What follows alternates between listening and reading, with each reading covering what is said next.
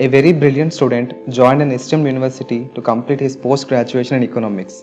He formed a great bonding with one of his professors. The professor too responded with great affection as he was a brilliant student.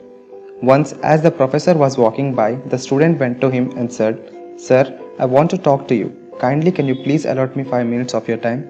To which the professor replied, "No, no, not now," and walked away.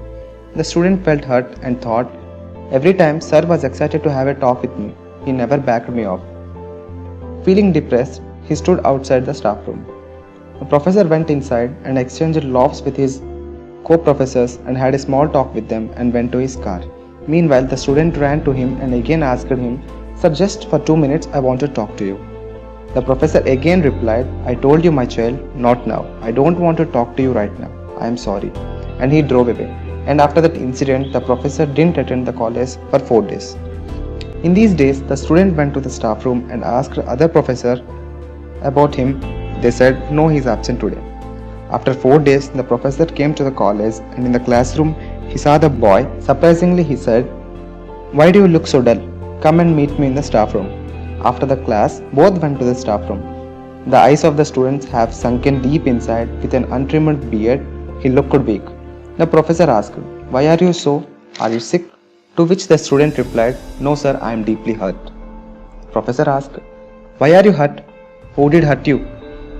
"Sir, 4 days back I came to have an interaction with you. You said not now and went to the staff room and interacted with everyone. You did see me standing outside and said nothing. And when you are going, I came running by, but you drove away. I am totally hurt, sir. The books too didn't help me out. Don't know why, but I haven't gone to mess for eating. I just lied on my bed. In case if you haven't come today, probably by the next 3 days I would have committed suicide."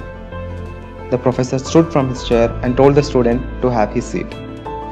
"The grievance that you have undergone until now, write an article upon it and hand it over to me." The student wrote and submitted to him. The professor said, "You are a brilliant student. I hoped that you will be helpful for the society. I also hoped that you will be with Planning Commission Deputy Chairman. But I realized no matter how intellectual your mind is, everything will be destroyed by a great weakness you possess. You are hypersensitive. Do you know why I have left? I had a terrible headache.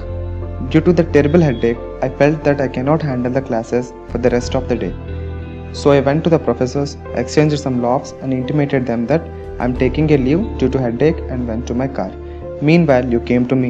I thought it might be a small doubt, so I ignored you and said not now and drove away.